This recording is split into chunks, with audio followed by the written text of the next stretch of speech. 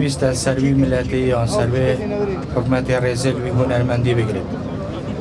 هونەرمەند و هونەر ناسنامە ملەتانە و دەربرینێ ji کەلتور و مێژووی ملەتی دکات. ملەتê کورد xwedandîrûk û çand û keltûr û hunera xwe ya bû.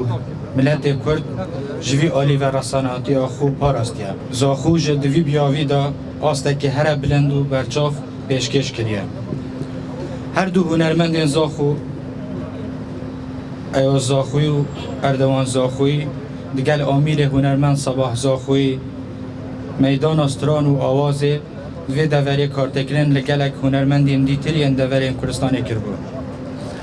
Ama debûyên xweştevî gelek hoşhalîn ku ev rûke rêzê li huner û xebata hunermend Sabah Zaxûyî digirîn hêviya temenekê dirêj û tendurustiyeka baş bûyî dixwazîn.